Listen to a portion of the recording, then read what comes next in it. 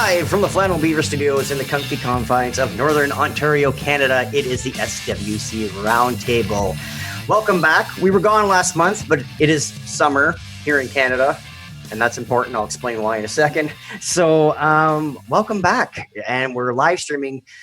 Today, we're doing something a little different. I'm having a conversation with a couple of gentlemen from Australia, and they have a fantastic...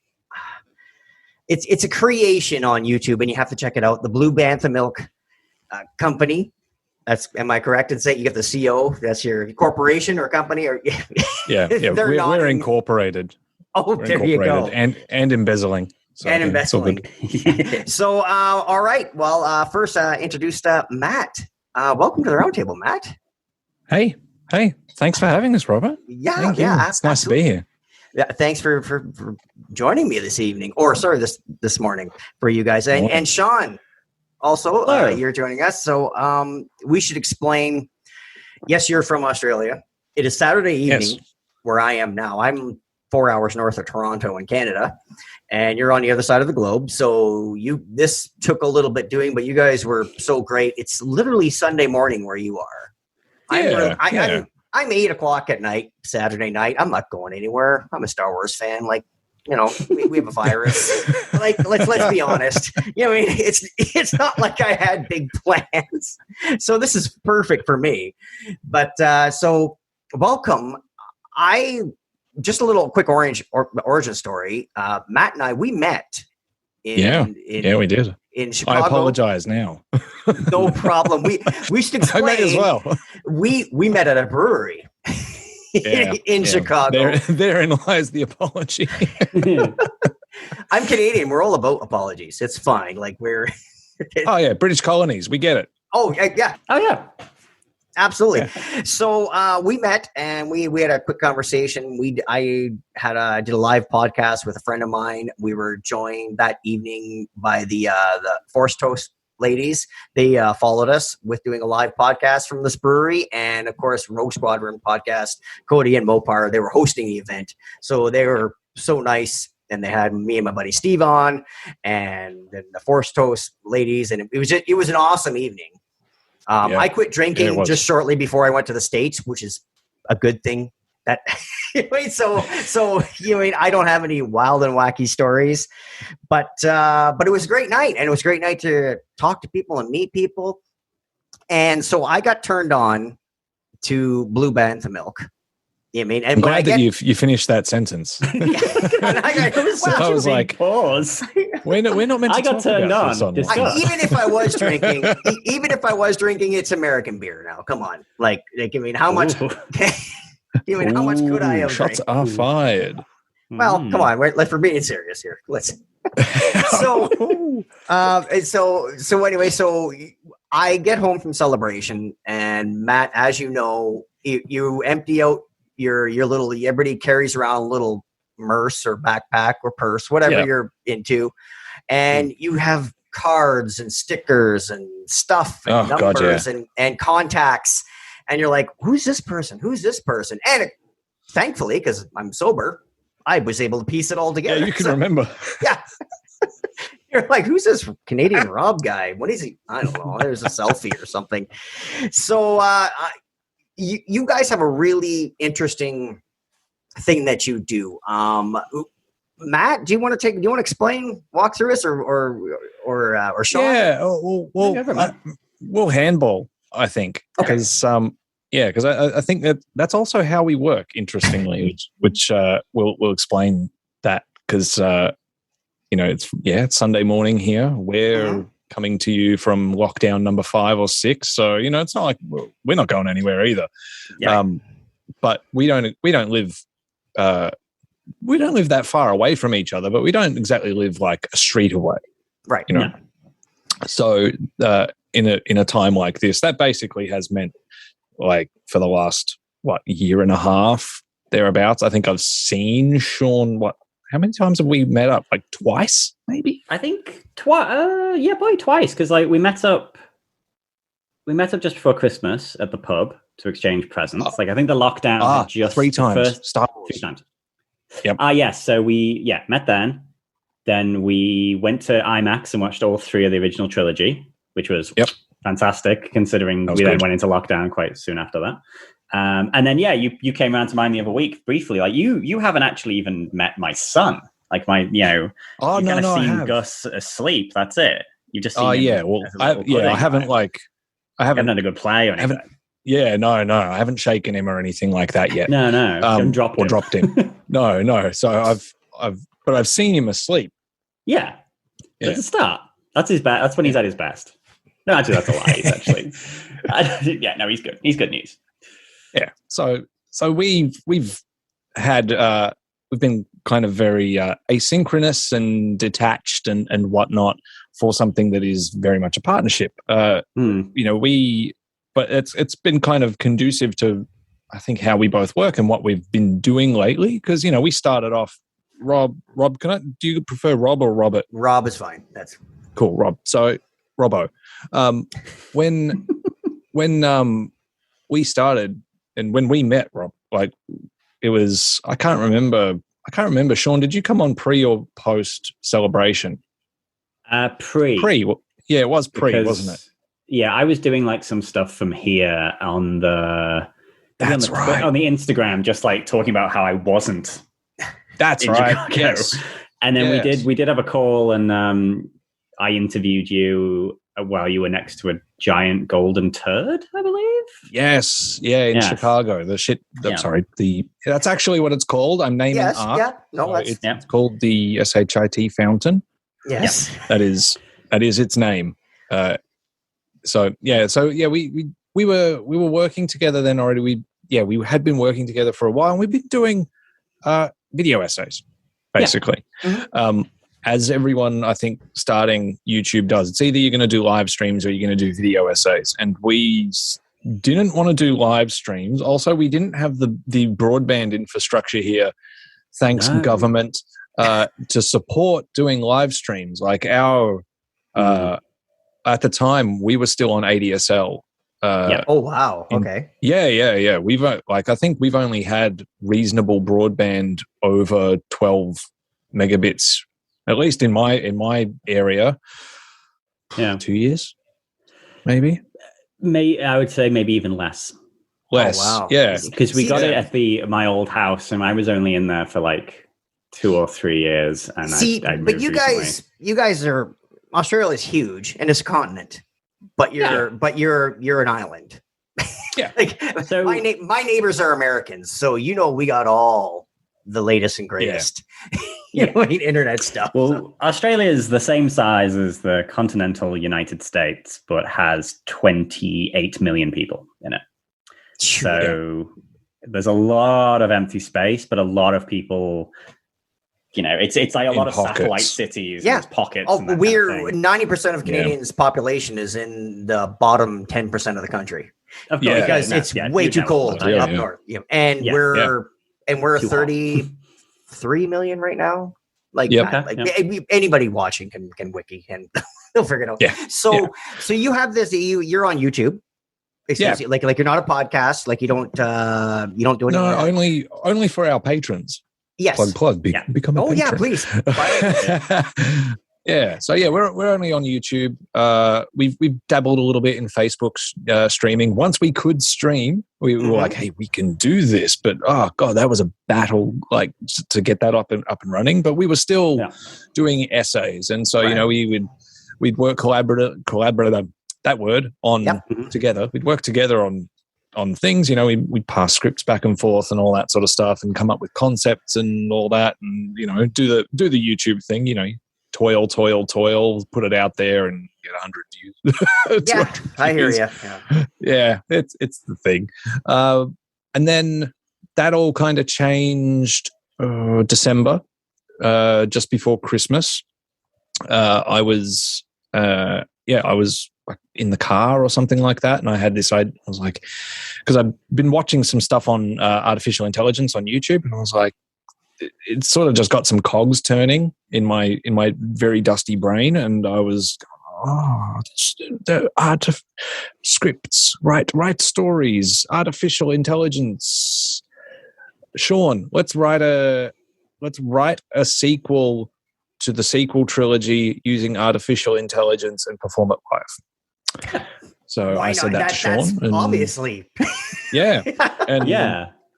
And Sean. This all occurred in the pub. Like I said, we'd met up in the pub when the lockdown had ended.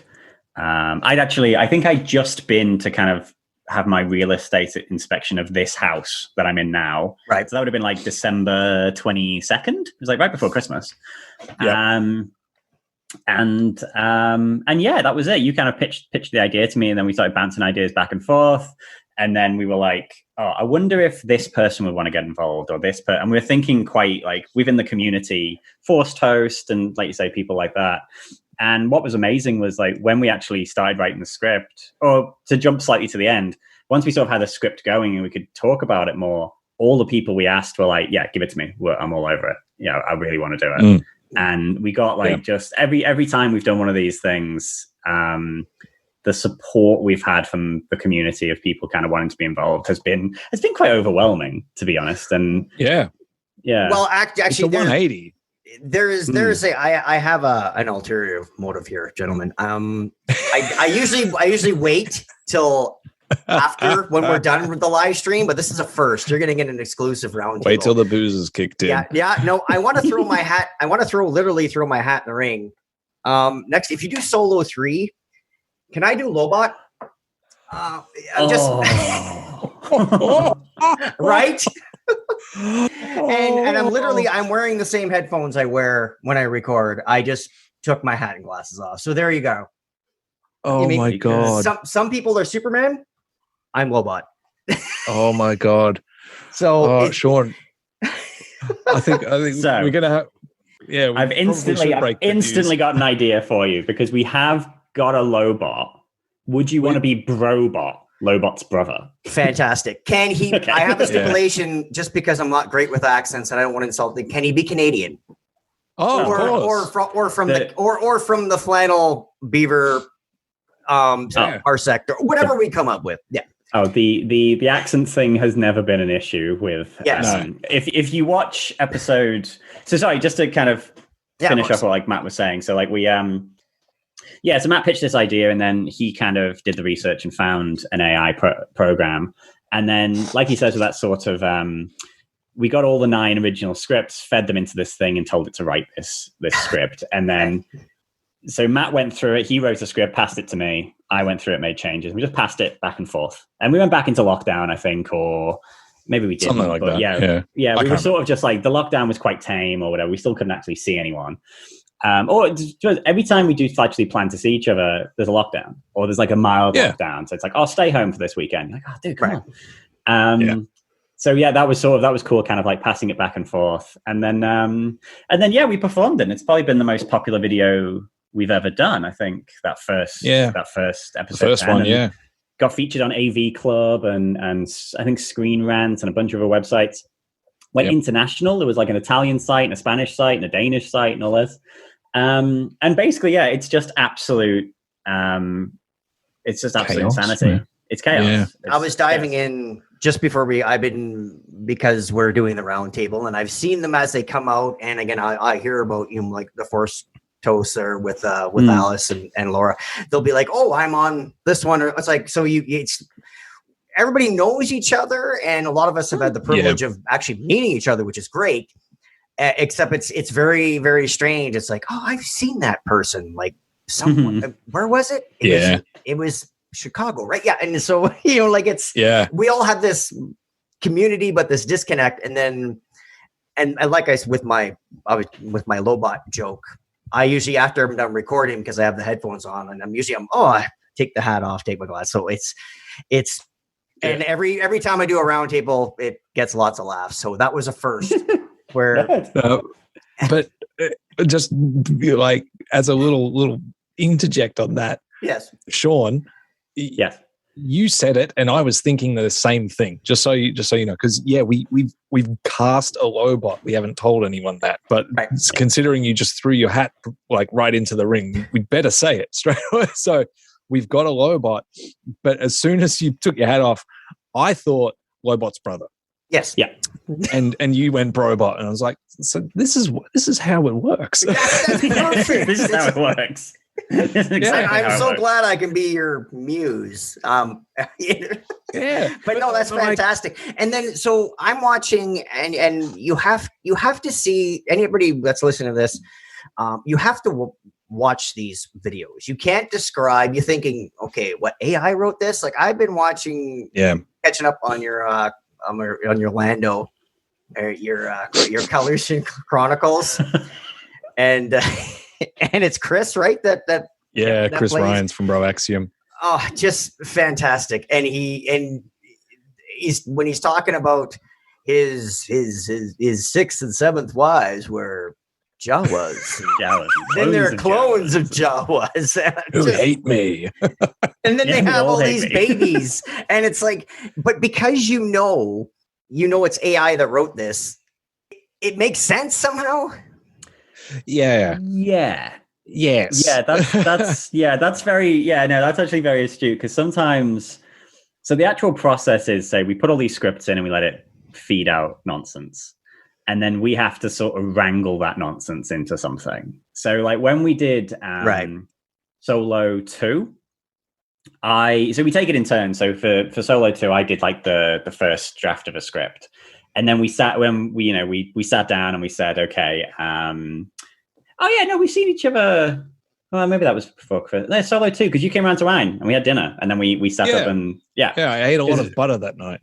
We did. It was fantastic. Yeah, just pure butter. Yeah. So with Solo 2, we had the script, and then we sat down and said, okay, what's the plot? And then we had to cut scenes and all that and actually make it work, because you can't just say go and just let the AI do it, because it'll get stuck in loops. Or like the Lando thing. My first wife was this, my second wife was this, my third wife was this. And I was like, okay, how many times are we going to keep this going before we have to stop it? Because it will just keep going forever. So we're like, okay, what's a funny number? 7. Okay, 7 is a funnier number for this, and then we have to stop it, and then you start the scene again. But yeah, with the first Lando, with the Calrissian Chronicles, I think there was a good 10 pages of junk that we deleted at the start before it started telling the story of Irene. Like, we had to just like patiently go through it and just be like, okay, so it's telling some story about some guy who's who's the butler for the Emperor. Okay, that's not good. And this isn't about Lando, and this isn't. And then finally it was like, let me tell you the story of how I met my first wife. Like, thank you. This will be the one we'll keep. Yep. So it's a bit of hard work, like wrangling it together and making it work. Because sometimes the AI is it's like a it's like a drunk telling you a story, and you've got to be like, no, don't go off on that. No, come on, come back to where you were. I'll listen to your story, but I'm only going to listen to that story. It's like any movie where, like, there's a wedding scene and someone's 12-year-old kid has gotten stuck into the booze and they're drunk at the wedding. That's the AI, basically. That's it. Yeah. It which is not dissimilar to us in many ways. So it kind of works well. But, like to Sean's point about like how we're passing stuff back and forth and whatnot. So the first one was Star Wars Episode 10. And like I pulled out, like spent maybe 2 weeks or something just bashing out this script and kind of learning what the AI does and doesn't do, but not wrangling it as much. What we really focused on that was just trying to turn this nonsense into something that was kind of cohesive. So it was more cutting things out, changing grammar, rearranging who says what, basic stuff like that, because sometimes it would begin a scene with 8 characters in it and give dialogue to only 2 of them, but you can tell that it knows that there's more people in the room because certain bits of dialogue are relative to something else, and like, so it's sort of smart in that way. And so when you listen or watch Episode 10, it is chaos, but I assure you, like, if you read it, especially if you read it on paper, there is a story there. It's just that it's an A plot, a B plot, a C plot, a D plot, and an E plot, all sort of going concurrently. And then with Solo, we thought we'd try it another way because, like, I was having some family issues and stuff like that at the time, family health issues and whatnot. And so we thought, okay, well, let's try it the other way around now. So give Sean the crash course on it all, and then he bashed out the Solo script, I think, other than like some little bits. And so like we flipped that back around, and then we were a lot more conscious of the chaos. And so Solo 2 is a lot shorter than episode 10. But it's a lot more focused of a story, because we really weren't afraid to just cut things out. We were kind of fortunate in that sense, because the AI wrote a lot of stuff and we would write a lot of the leading stuff. So like we've said this in other, I think we did like a little behind the scenes video, we talked about it. It's like you have to write things like the opening to every scene. Otherwise, it's just one big scene.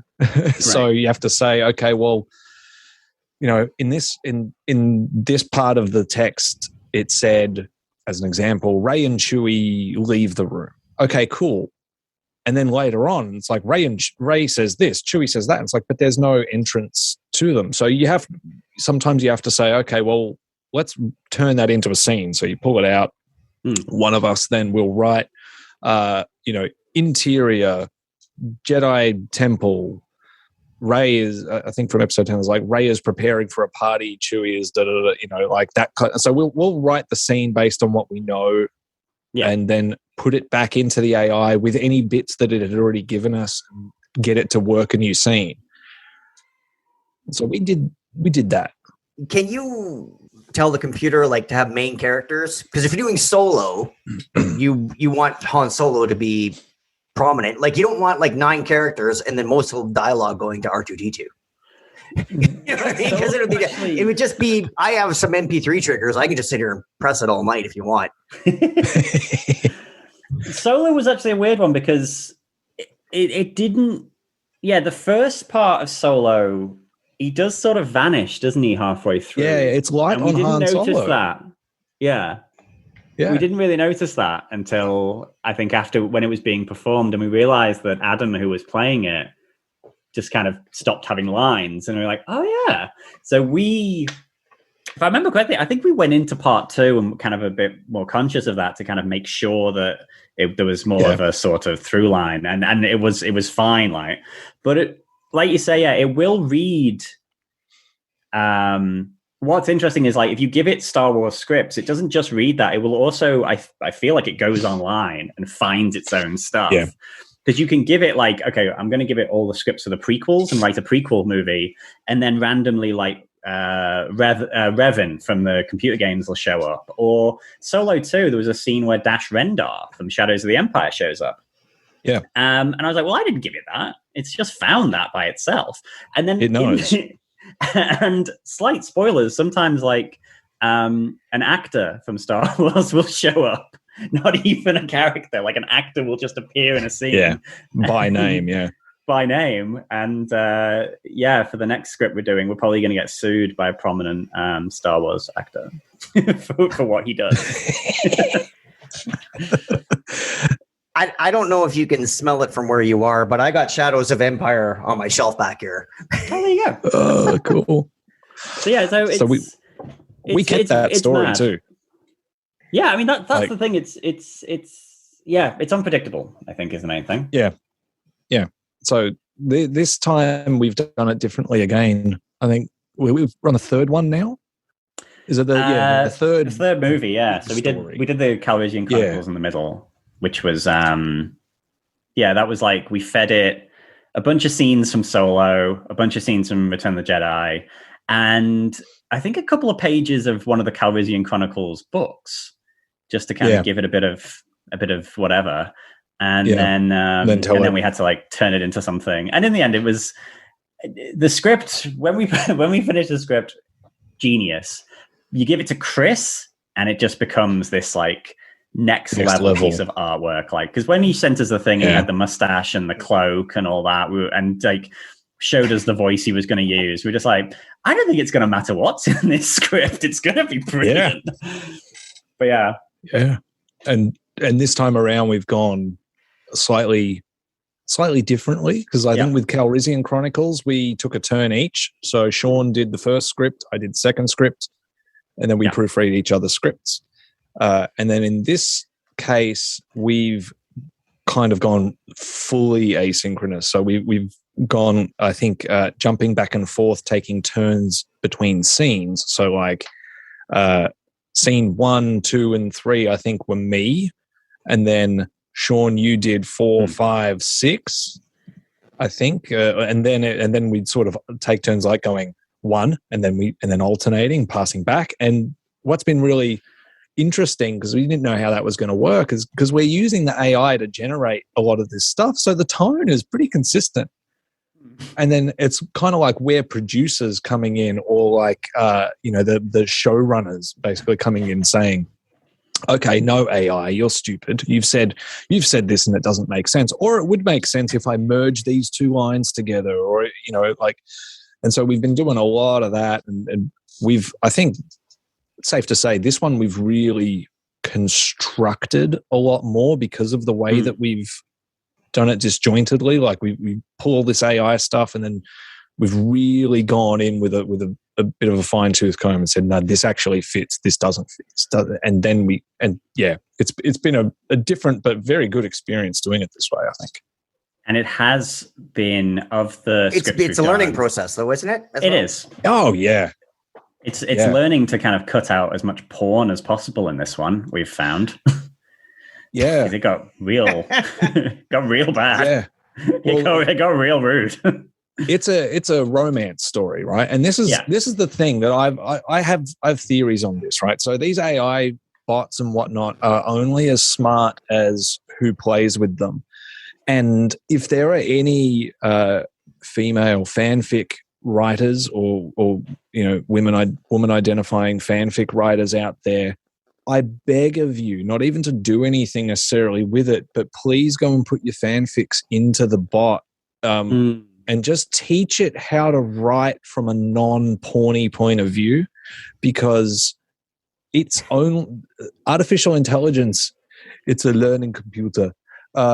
It's learned from Pornhub, I think, in some respects, because like some of the stuff that it spat out, like we would give it a cue. It's like this character and this character begin, and so we'll give it a light cue. We'll say begin an intimate scene, because we don't want to give it. Hang on, are you saying there's porn on the internet?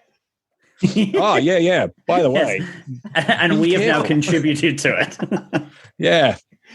But yeah, so we would give it a fairly innocuous cue, and it would come back graphic, and we're like, filth. Oh wow, filth, and we're like, ooh. So like, we keep it obviously, but then we have to. We then take some liberties with it, because like we want people to be able to watch it and laugh, not watch it and be like, ooh, I don't know how I should feel about this, because ultimately it's comedy, right? This is entertainment and for laughs, not people's private slideshow material that we're trying to create here. So yeah, it's interesting learning that has been like wow, and it feels like it's changed a lot between doing Calrissian Chronicles Part 1, which was kind of funny and a bit lighter with like any of the sexual stuff. Yeah, to even this, like whatever it's learned in the month between the 2 times that we used it, it's like whoa. Jeez. Yeah, it did go from like maybe that's Chris's reading though. Yeah, it's inferred. It is more filthy than we thought. Yeah, it just sounds more filthy. Oh God. Okay, how about we get into your origin stories for Star Wars? Because obviously you didn't just like open up the internet and just I'll start liking that and I'm going to do something like that. So Sean, what was your introduction to Star Wars? How did you get, because you're a creator now, so how'd you get into this universe? So I mean, never. Yeah, no, I mean, and there was never a point for me in my memory where I'm like, I watched Star Wars for the first time. I think it's just always been. I was born in South Africa, and my brother was obsessed with Star Wars, so he used to like rent the videos all the time, and we just watched them all the time. So there was never a point, like I always said, there's never a point where I didn't know that Darth Vader was Luke's father. I've always known that. And then I sort of was in Star Wars, and then I went off it for a bit a few years ago. Like I think, I think there was just just before the Disney buy, actually, I was sort of a bit over it because I think the Blu-rays had just come out and the scene where Darth Vader's like picking up the Emperor and being like, no, I was like, you know what? I'm done. This might be it for me, I think. Yeah. I really disliked the prequels at that point, and I was just sort of like, yeah, I feel like I've just lost whatever this is. And then the Disney buy came in, and I was like, okay, let's see what this is like. And I think when I saw the teaser trailer for Force Awakens, that like sort of just opened it all up in my brain, and I was suddenly right back there.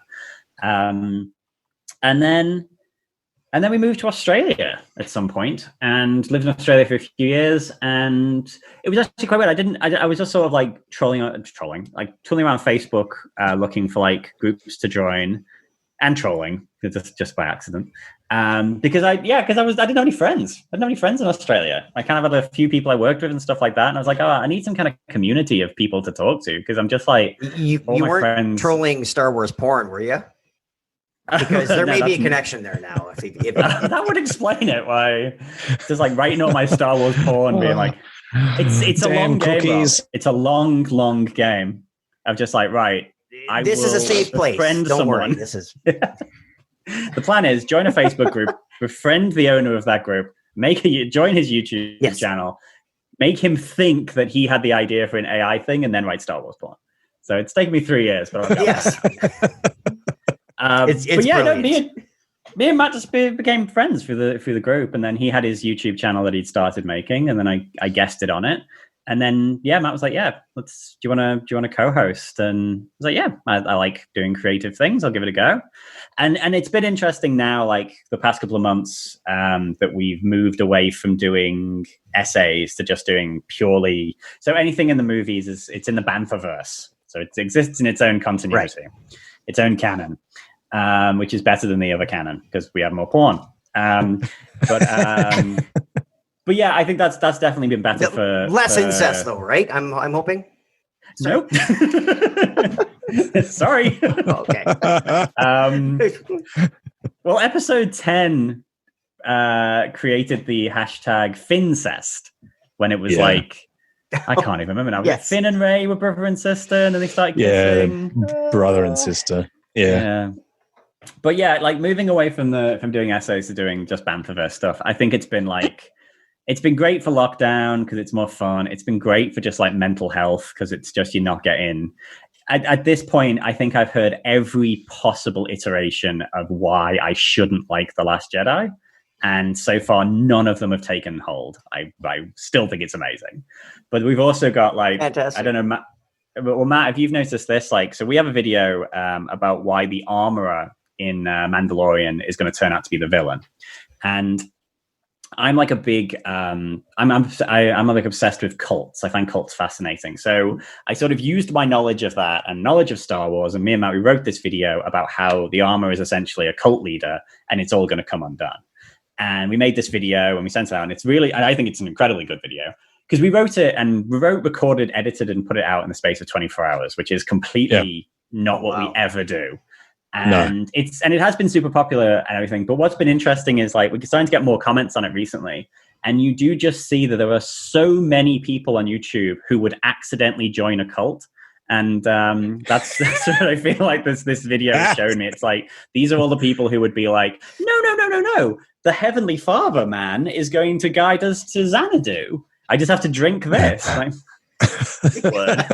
Yeah. So it's cool to be now just Banthaverse because all the comments on Banthaverse have been, I would say, universally 100% positive. Like it's people just love it, and it's so with the much exception fun to of make. two. Yeah. Like of course. No. Statistical anomalies don't get counted. Yes. We round up. Because the negative ones have been like, I can't enjoy this because everyone's laughing too much. No. Oh, okay, cool. But it's without exaggeration, it is laugh out loud funny. Like I mean, and you're laughing with the reading. Like I was just watching Chris today, and it was just like, and he's trying to keep it together, and it's coming, but it's just you can see it in his eyes. Fun. That's the spirit. Yeah, you can see. Yes. Well, that's the fun of like sometimes when you're watching like SNL, like. The sketch will be funny, but when you see the actors begin to break, that does add an extra level of fun to it. Always. See, they're the two negative comments. People laughing too much, and I would prefer it if just one person read every part. That was a comment we got once. Yeah. Like, then you're missing. Imagine that. Yeah. I feel like I should do that. I should just one day just do that, just for that one guy. Just sit there with a piece of paper and just read the script in a monotone for 2.5 hours from top to bottom. Just to prove him wrong. So Matt, your introduction to Star Wars, again, you don't just decide to do this out of the blue, because I understand the Star Wars community is not toxic at all, right? So it's a perfectly nice, safe place. So what was your introduction to this thing we all love? So when I was born, I was born on a message board screaming at people about Star Wars 1977 and how Star Wars is the only true Star Wars. This A New Hope thing ruined my birth. That was my introduction. No, so I think I've got that fairly standard for someone in their late 30s kind of story. It's like, watch the VHS tapes that were taped off television with the commercials still in them by Dad. So that was the introduction. Just burned a hole in those tapes, like literally burned a hole. Like, found the first time watching Star Wars not with television commercials in them really weird, a real odd experience, because you'd get to the scene where like for me, you'd get to the scene where the droids have just been purchased by Owen Lars. You've had the bad motivator and all that sort of stuff. Well, yeah, and there's say that guy. Yeah. So you've got that moment between that scene and when 3PO is saying, "Oh, this oil bath is going to be so good." That was where you'd come back from the commercial break, and so there was this. That was like the first thing that really stood out. I was like, oh, there's not commercials in this. I'm not being advertised. Kit Kat and I think it was Kit Kat and National Australia Bank were a couple of standout ads from back then. So that was weird. Also, little things like where the tape wore out on parts, or where the recording wasn't quite right, because you get like those pre-crinkled tapes, and the screen would sort of rotate and then come back, and there'll be like the lines coming through it.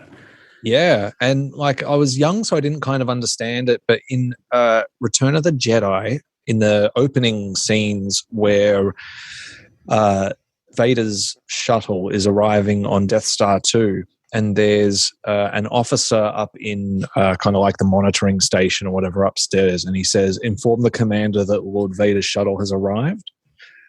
That exact line of dialogue, and only that exact line of dialogue, and the guy that goes, "Sir," afterwards, was really distorted. And I thought for the longest time that guy had this voice. It was like, "Inform the commander that Lord Vader's shuttle has arrived." And so the first time I heard him speak normally, I was like, "Wow, what? Lucas, stop changing my Star Wars." Yeah, it was so weird. I have the same thing with when I don't know if you remember when Napster was around, and all of a sudden it was a big thing for people to download. Computer virus download. Yeah. Yes, exactly. So you get a little bloop or a computer blip in the song somewhere just from downloading it illegally, obviously. Yeah. So now you get so used to having your song have these little technical glitches into it, and defects. With the movie. There's a song. Oh, what's the band? It's a song by The Killers, and I had it downloaded off LimeWire. And it must have been downloaded off like American radio. So the version I had and I listened to for ages would like start off and it'd be like K-Rock. And then the song would start. And I thought that was part of the song. So I was like, oh, Killers, rock music. Yeah. Oh, wow, what a bunch of wank. But I still like the song. So then years later, I listened to it and be like, oh, where's my K-Rock, man? Yeah, K-Rock. I've got that with songs too. Yeah, taping like on cassette off radio. Yeah. So VHS kid, toys kept me in it. Mum was forward thinking enough to take the Star Wars toys from garage sales that backward thinking parents went, oh, my kid's too old for toys now, so let's just have a garage sale and give them all away. Mum just took them. Nice. So I have like a good bucket of loose figures at home, including things like Yak Face, which is one of the most valuable ones now. Was it released in the Australia? Yeah, Australia. It was only Brazil, released and Canada. It was here. Yeah, just not US. Yeah, bizarre. Hey, so so I got like the toys kind of kept me in it, and the early video games kept me sort of involved or liking Star Wars through it. I never could get into the novel, like the extended universe, the old Legends stuff. I tried. There was I bought something once that came with a Star Wars Now Legends book. I can't remember what it was, but I sort of remember the cover was Luke in his Return of the Jedi outfit and his saber, and I can't remember what was behind it. Anyway, got it and I tried it and I was like, nah, I just couldn't do it. Couldn't get into it. Tried again another time later and I was like, nah, it's something, I'm not interested in this enough. And, I did the thing with the prequels. I was like, oh, prequels.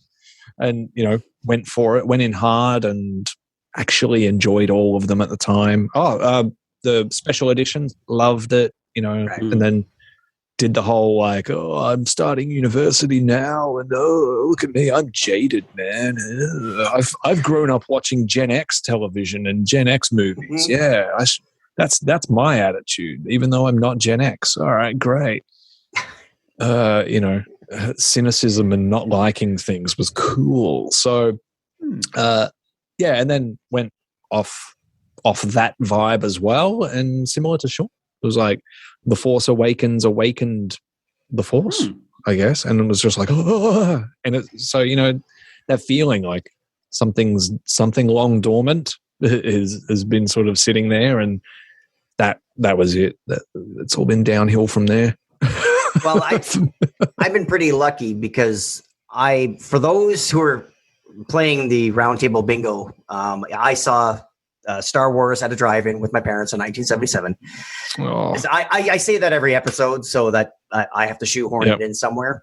So I saw that when I was a kid. So I got the, it was 10 by the time they all came out, and I loved it. I had all the figures. I recollected all the figures. Like I just loved it. But then the prequels came out where I was after college years. So I was like 25, right? Yep. So I ended up I didn't have that jaded, I'm too cool for Star Wars. So it was like, oh, well, I can appreciate this. And I'm a semi-grown man. I can enjoy this without, like worrying about people laughing at me. So I enjoyed the prequels when they came out. And then of course the Chewie, we're home, Han, and instantly you're back, and now podcasting and you're doing all this other stuff.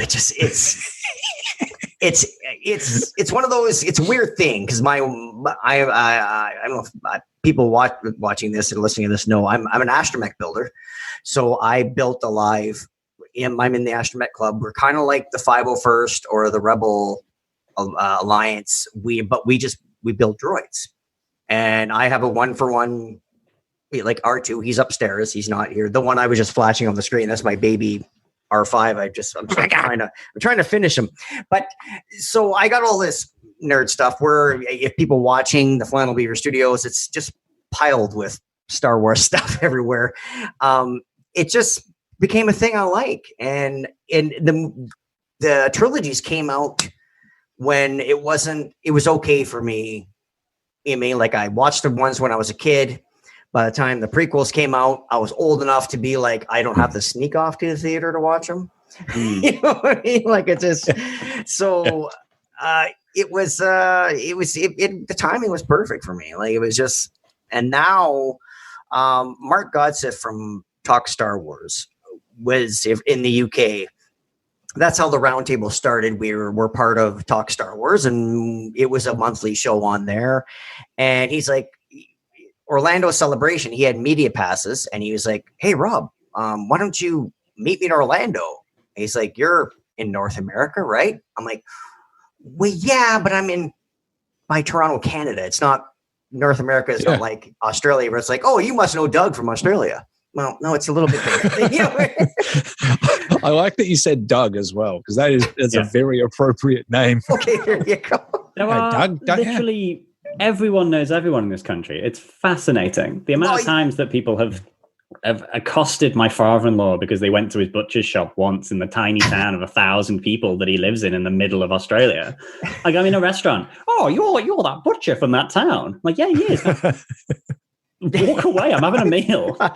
You're gone. So, well, we get the exact opposite, where it's like, "Oh, you know Bob from Edmonton?" No. All right. No, I don't know Bob from Edmonton. "Well, you're Canadian." "Well, yeah, there's more than Bob and I here." Like, but there's anyway, at least so 3 Bobs. Which one? Minimum, yeah. Like, and that's why I go by Rob or Robert, because there's just, we don't want to get confused. So anyway, Mark was like, "Why don't you go to Orlando?" And then I go to my wife. I'm like, "Hey, Mark wants me to go to Orlando," and she's like, "Why don't you go?" Now, granted, Orlando is in my time zone, so I don't have to jet lag I can hop a flight. I'm still international. I'm going to the States.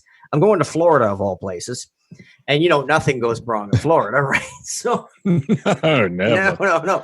So now I had this thing. It's like, oh, wow, that was really cool. Like, I was always that wasn't for me. That wasn't. And then now it's, oh, I'm definitely going to the next one. And then I have a daughter that's turning 18 this summer. But when she was turning 15, I made it a daddy-daughter trip where we went to San Diego Comic-Con.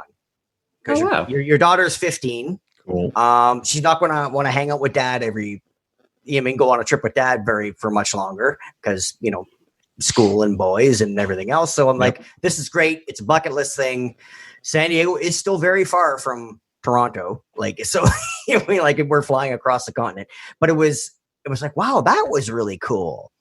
And then the Astromech building came in, and now it's like, I went to Chicago, obviously Matt and I, that's where we met.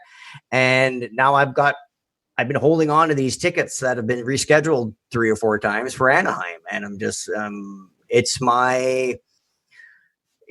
my thing I go to. It's like that. I do all the same stupid jokes when I'm in the States. I buy something at one of the vendors and I do Canadian credits will be fine. And I wave my hand in front of the face and they immediately laugh and say, "No, Canadian credits are useless here in the States." So it's just, and it's so innocent. Like, it's like somebody asks, like, "What, your wife took a trip without, your husband took a trip without you?" She'd be like, "Yeah, he's going to Star Wars." It's going to Star Wars? Does he even Star Wars? So anyway, that's my thing. That's my thing with the community. It's just, it's awesome. Like, it's okay to like what you like. It's okay. And watching what you guys do, and like, it just, and I implore everybody to check it out. Go to the YouTube, because there are so many Star Wars podcasts. There's so many Star Wars, and it's great that we're all out here doing this. But you guys do something that is unique, which is impossible in this day and age of content creators. Like, the more you like Star Wars, and the bigger the fan you are, the funnier it is. Like, it's my wife, deeper the cuts. Yeah, exactly. Like, my wife can watch it and get a few giggles, but like, the more like I said, I've read Shadows of Empire. I got that. Like, when it rolls off, it's like you're gonna catch it, and there's so much there. It's just, it's awesome, and it's inspiring, and I love it. It's so. Thank you. So it's that thank you. That means a lot, because it does. Like, Alex Damon has said something similar once, and it's nice when anyone recognizes that, and as I think in the creator community as well, like, it is really hard. This is as a hobby. I mean, doing something as a hobby, I think when it's especially when it's serious, when you take it serious, you put yourself on a schedule, you give up your personal time to do it, you do all these sorts of things. For all the good intentions in the world, where you say, this is just for me. I don't care if anyone watches it or anything like that. I'm doing this for my own reasons because I'm a fan, and if I get 3 people watching it, I'll be happy. You're happier when more people watch it, and you're happier when more people engage positively with something. And so, when you say something like you said, and that it is something that you can connect with, and that your wife can get a laugh out of as well. And like similarly, like my partner, like she watches them all. Like as we're doing, like I'll be in this room and she'll be on the other side of the wall with the headphones on, watching it live.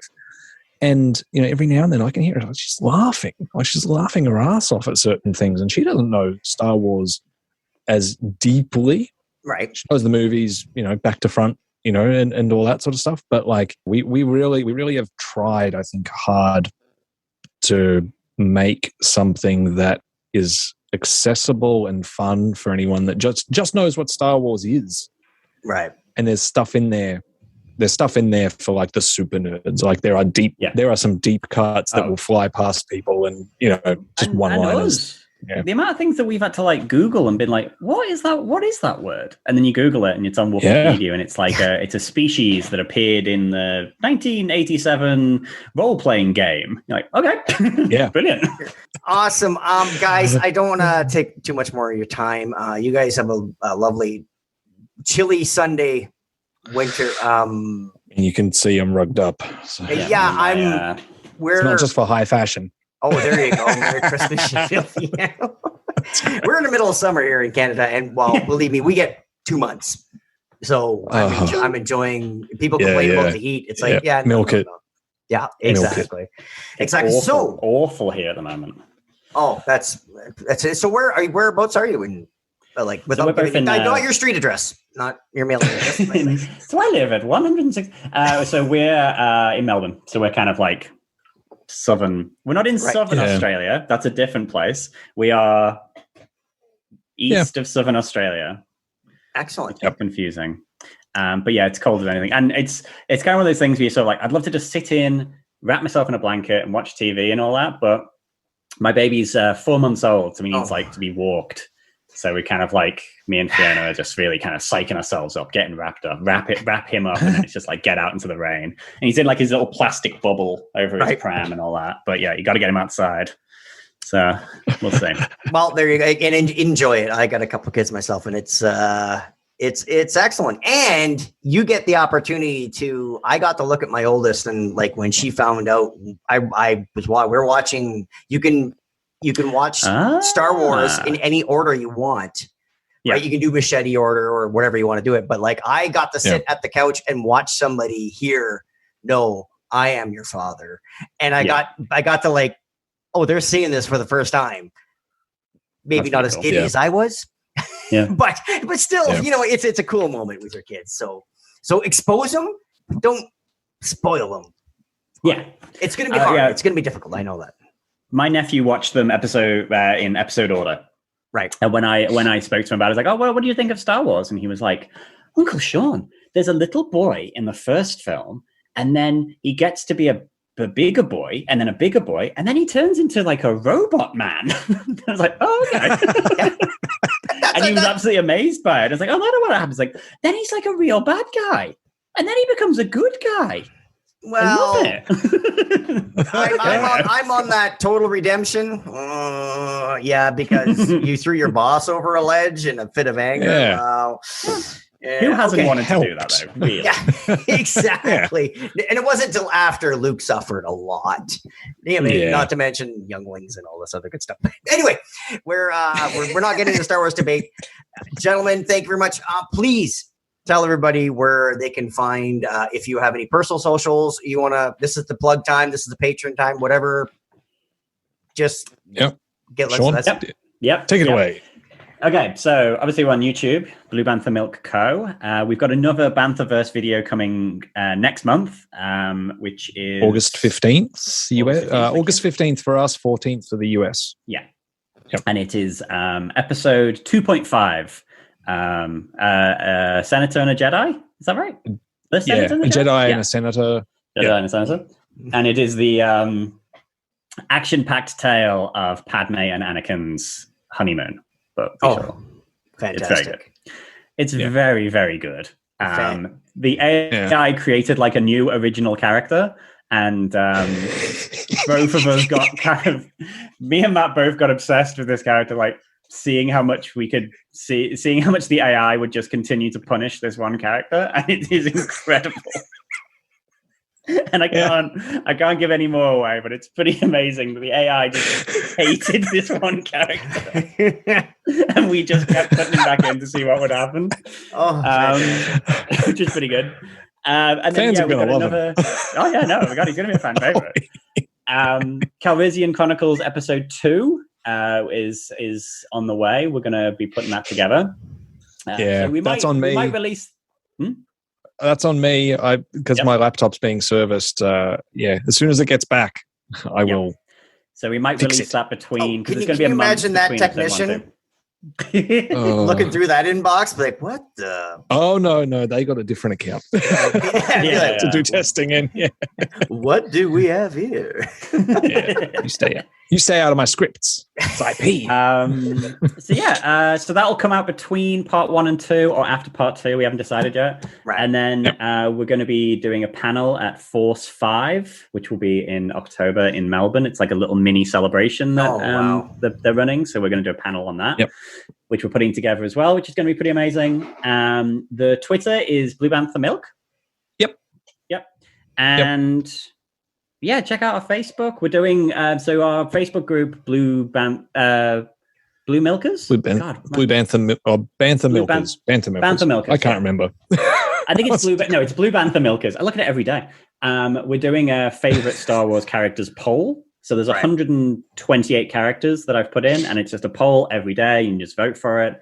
Once people have got over the initial thing of not understanding what a poll is, which is are you saying these characters are fighting? Like, just pick your favorite character and shut up. Well, again, if it's just like an election. No. American friends, no, it's not like an election. Let's not bring that up. No. I know. I understand you. I understand your issue with explaining this to people. So that's fantastic, guys. And again, so Celebration Anaheim. You guys, I've got my ticket. It all depends on whether our incompetent government can actually do a vaccine rollout to, get themselves out of a paper bag. Which at the moment the answer is no. But assuming by early next year that we might actually reach a reasonable level of vaccination status, then they may consider opening up flights. So, holding onto my ticket. Saving the money just in case. Really hoping that it can happen. But yeah, it's not up to me at this point in time. Yeah, I'm in the same boat. I've actually been lucky enough. I got my double vax, but I ended up with 2 different kinds of vaccine. I know lots of people are saying, "Oh, you got to become like people." It's fine. Get vaccinated. It's great. But like for me, it's like I'm just waiting because the Canadian-American border is like heavy traffic, right? So we drive. Yeah. So every day it's like, are we open yet? Because it just the commerce between the two is it's crippling. So I'm in the same boat. Fingers crossed. If they don't let me in, I understand. If they don't let me in because of COVID, I understand that too. If it's personal, I get it.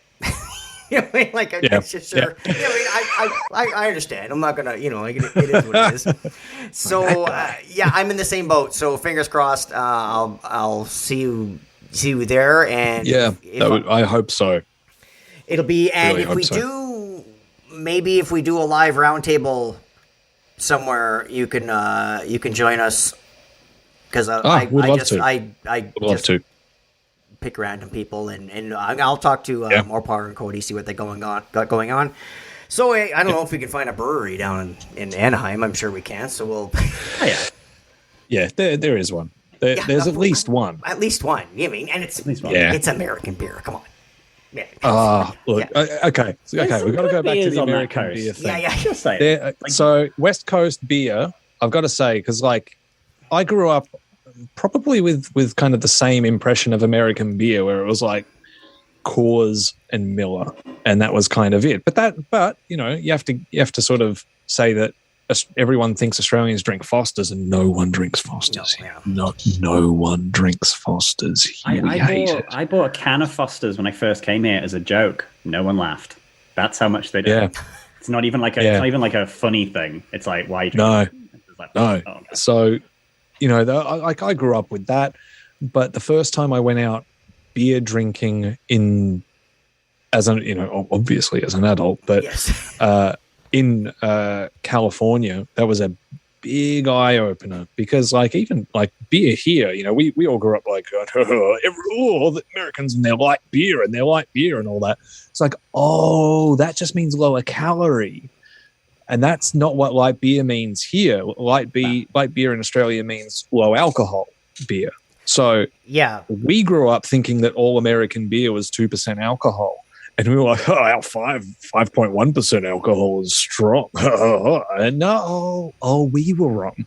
And then I went there, and going to tap houses on the West Coast, and going to a small tap house, and its version of small is 50 beers on tap, or 100 beers, unique beers on tap, many of which are past 10% alcohol. I'm like, oh, I'm going to die. Yeah. And it's all craft, or it's all good. And I was like, oh my God, this has changed. This has changed. And the last time I did that was the first day of a work trip. We had to go to Disneyland the next day. We did 3 venues, 2 of which had 100 beers, 1 had 50 beers.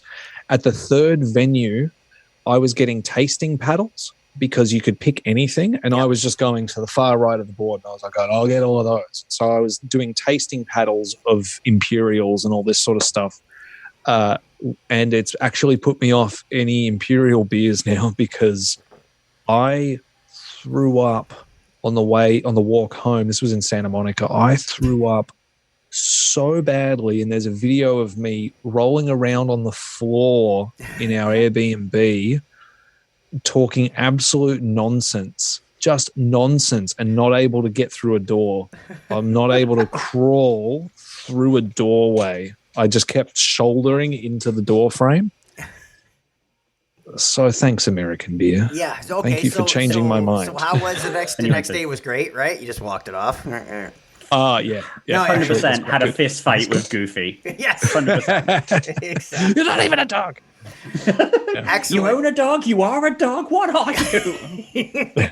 Exactly. Excellent. Gentlemen, thank you very much again. And thank you. Again, I implore everybody to go out and check out your YouTube channel. It is literally laugh out loud, like LOL. Like thank you. Thank you. I love it. So until next month, I'm Rob Cast, and we'll see you next time on the Round Table. Later.